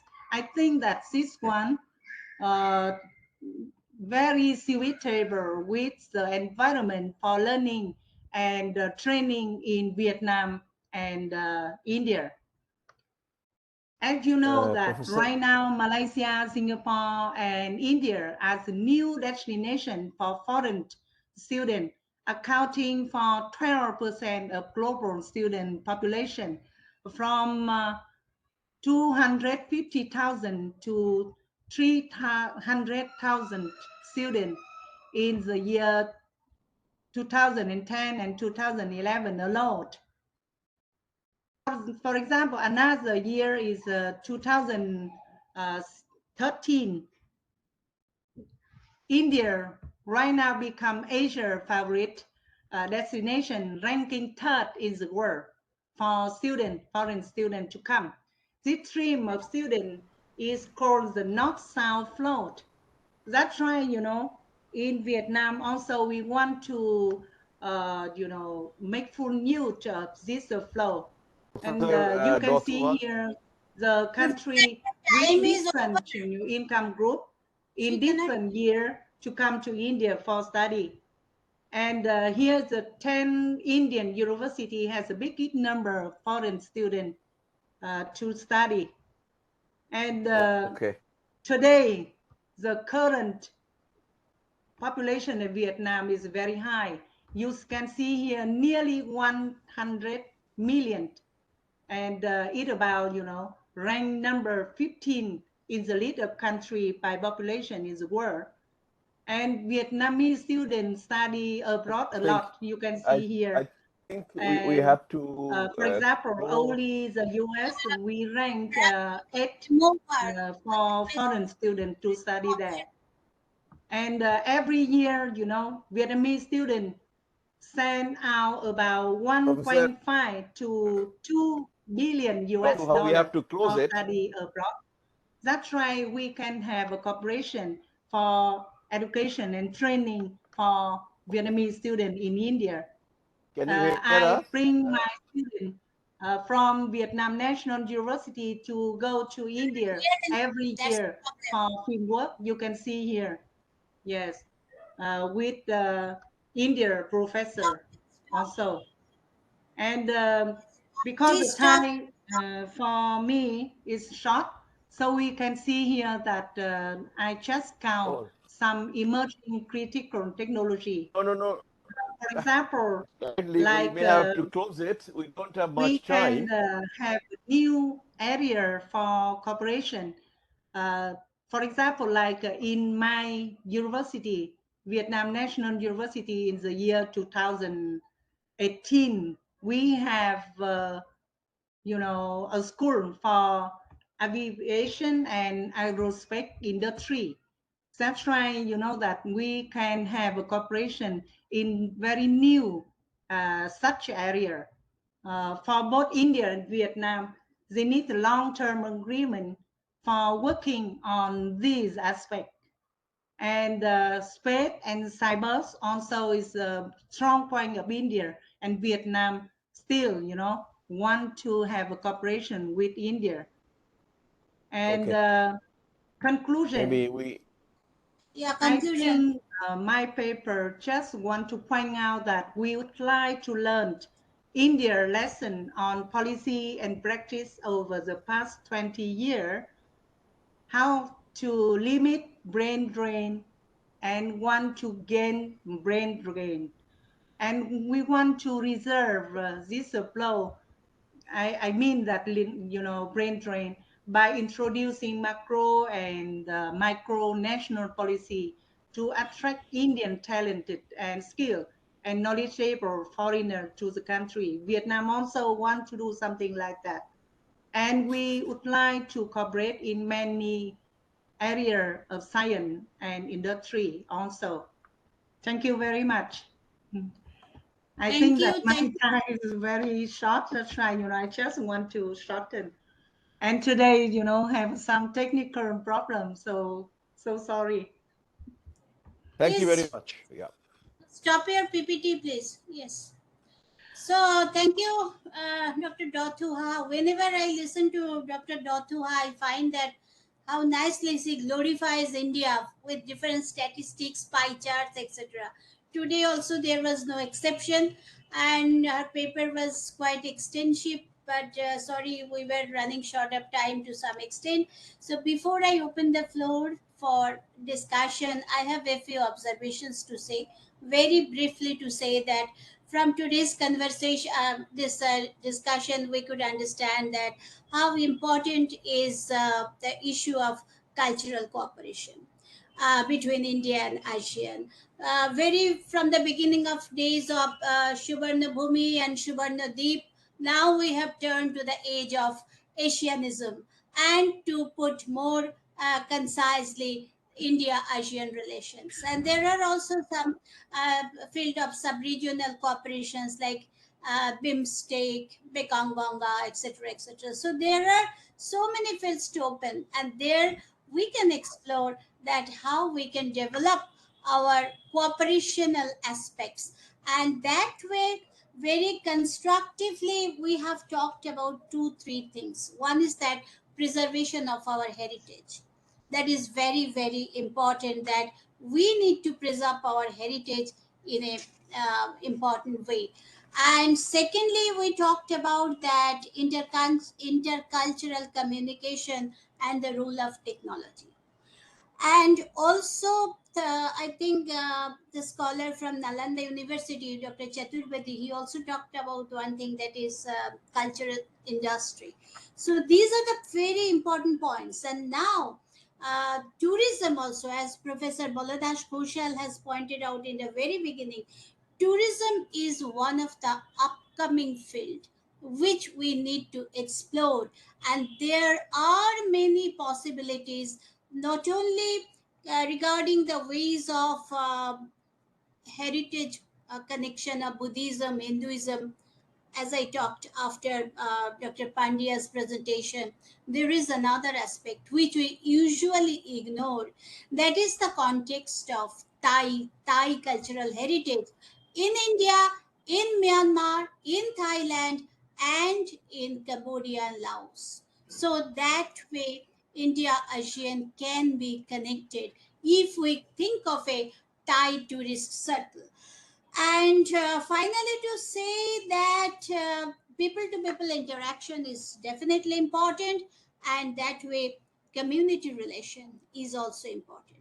And for this community relation, government definitely has several roles to play, but at the same time, civil society may also come forward. There are many organizations which work under the patronage, or rather individually, independently, uh, on different aspects of Asian studies. So they may come forward. And now we are living in the particularly in the post-COVID era.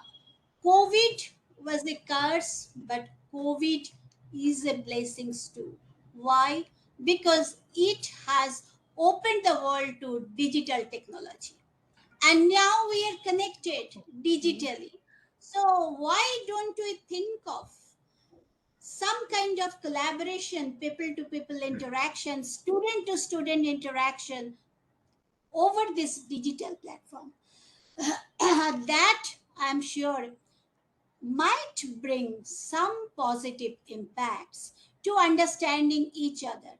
I belong from Calcutta University Department of Southeast Asian Studies, and it is a pity that very few of our students, they know the students of Thailand or Myanmar, although they are learning Thailand and Myanmar for about 2 years.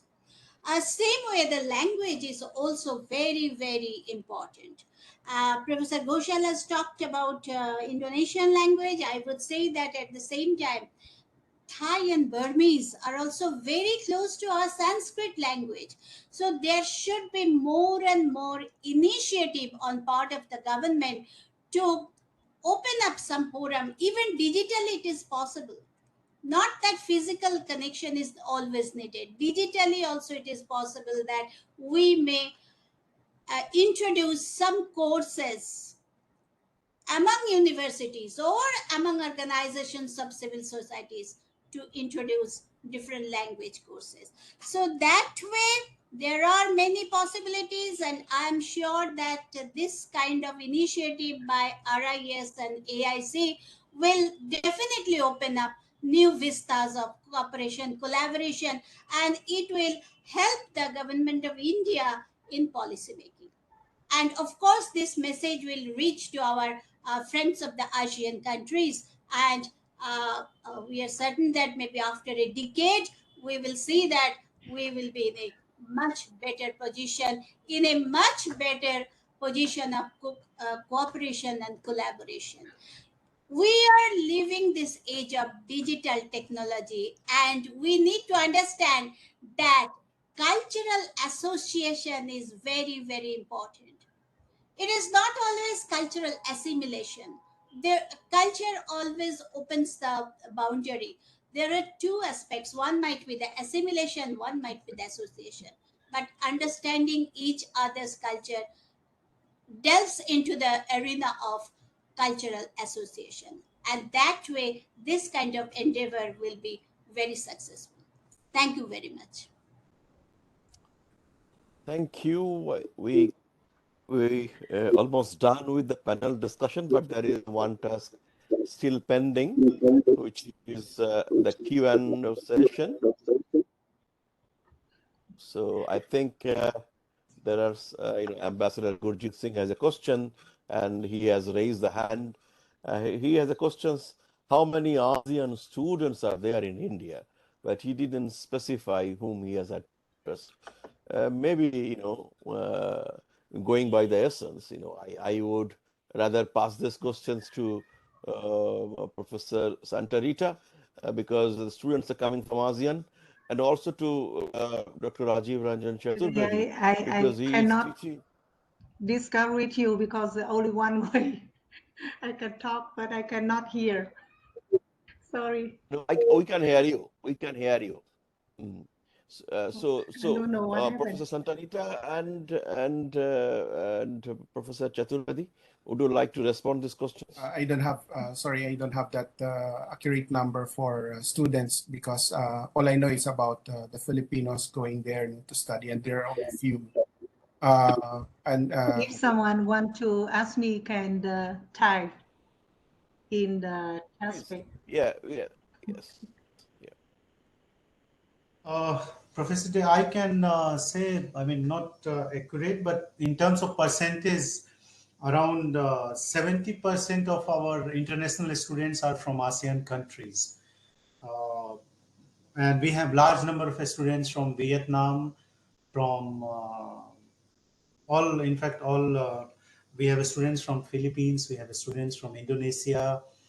Um, so growing number, but I think Ambassador Gurjit Singh asked a more important question at the beginning, that what should ASEAN countries do to promote such interaction? When Professor from Philippines made presentation, and I also want to ask my colleagues from ASEAN countries that how, because India is offering several scholarship, but number of ASEAN students is limited in India. When I look at Nalanda University, it's gradually growing, but it's still more scholarship. So how do we increase, and when we increase both way flow of students, Indian students going to ASEAN and ASEAN students coming to India? Thank you. Maybe Ambassador is not here. Maybe Professor Baladas Ghoshal would like to say something on exchange of students between ASEAN and India. If you had anything to add, whatever you said.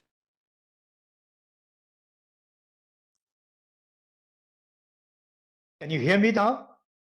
Yeah. Okay. I think, one of the reasons why there are lesser number of students from Southeast Asia coming into India is the fact of offering this, the way the scholarships are offered. I mean, it's in the website, and sometimes they're not properly publicized. And I think another problem is the lack of knowledge about these institutions in India. And for that, I think there is a larger interactions that are needed, because except one or two institutions, I don't think anybody is aware of the educational system in India as such. Jawaharlal Nehru University or University of Delhi might be well known in some of these places, but not other institutions so much. So I think what is needed is not just offering scholarship, but a bit of publicity about these universities and how better talents could be attracted. Because most of the time, what I've seen, the scholarships that are offered to students from Southeast Asia and some other areas, the quality of students that are attracted are rather poor, not so bright or not so good. So I think there is need for some kind of mechanism by which you can publicize some of these universities, advertise the qualities of some of these institutions, and then, of course, better students could be attracted and better information is, I think, needed for this kind of increase in the number of students. And what I have seen is that students are not that much aware of where it is available, in the sense that very few people want to go into websites. What is needed is advertisement. And that is, I think, lacking in these cases. I mean, that's my experience. Yes. Just to also add here, we introduced a scheme called DIA, basically the name for 1,000 scholarships for doing PhD in engineering, but not many people are interested to or enroll in doing PhD. And the fact is that they have disclosed it. Why? ASEAN's students, they want to do engineering, means BTech, MTech, not PhD. So PhD seats are large number are empty, but this is the beginning. So there will be many back and forth fine tuning. Then it may pick up. But the noble idea coming out with 1,000 scholarships for doing PhD, and excellent, very unique. None of the ASEAN dialogue partners, they have offered such. But anyway, thank you very much, all the panelists, for joining. We have fully exhausted our time.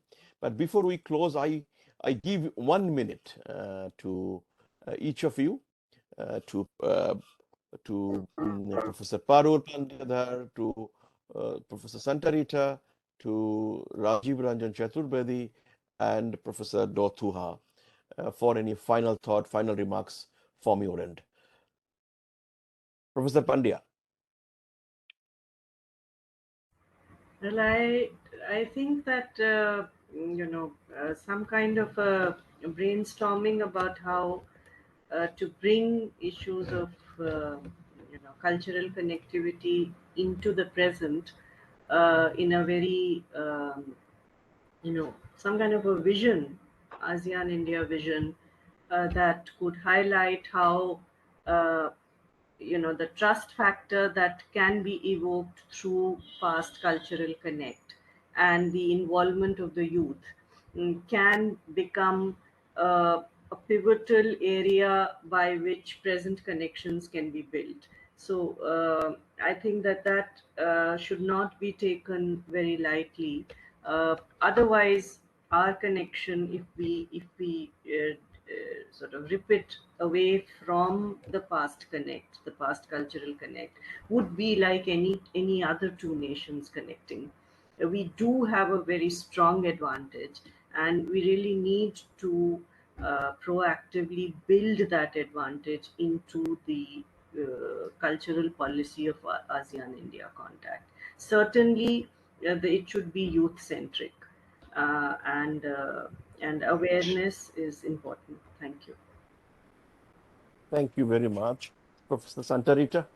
Well, I'd like to thank IRS for this opportunity, but before that, I'd like to point out that the regional collaboration is very important, and I may propose that there must be a coordinated way or scheme for offering of scholarships. It's not just only a piecemeal or one way, but it should be coordinated. Just like I think what is important here is it should have its own brand of scholarship, just like when we talk about Japanese mix or of Australian scholarship. So when we talk about India, what is that agency that is holding also of specific scholarships for all, all scholarships available in India, rather than from one organization to the other, or it's just because of the creation of a scholarship by the Indian government. At the same time, I think it's also very important that we should continue also allowing students to go to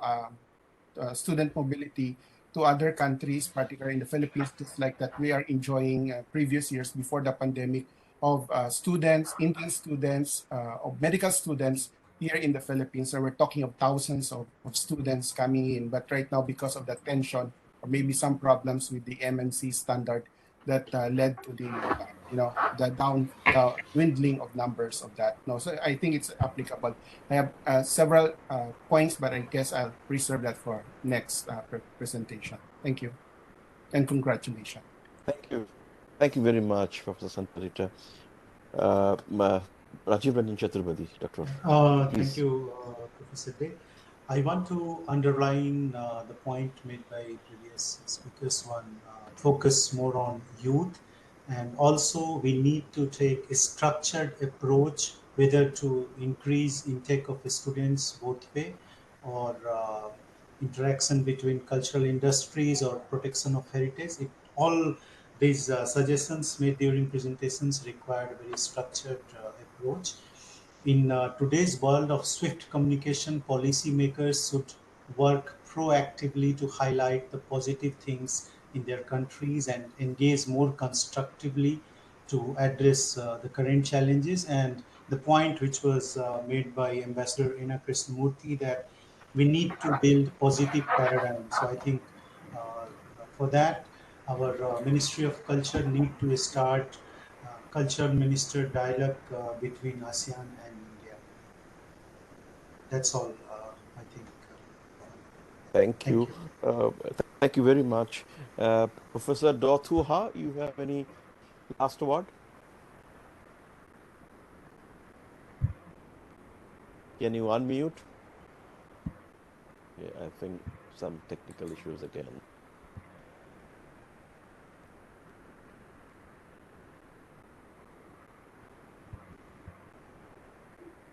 Yeah. Any last minute, last I cannot comments? Yeah. know the question because I cannot hear. No, the question is that If we are someone wrapping up. can type in the Wrapping chat up. Oh, box. okay. Cannot. Any last comments?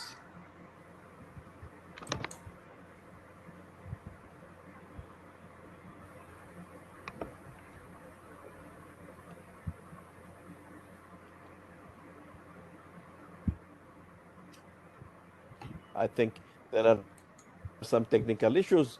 Let it be like that we can do with the last part of my. So I thank personally to all of you coming here, enriching us with your excellent presentations, and we have taken note, and everybody give us many new ideas and out-of-box projects. Particularly, Professor Santarita, you came out with a slide and actionable projects.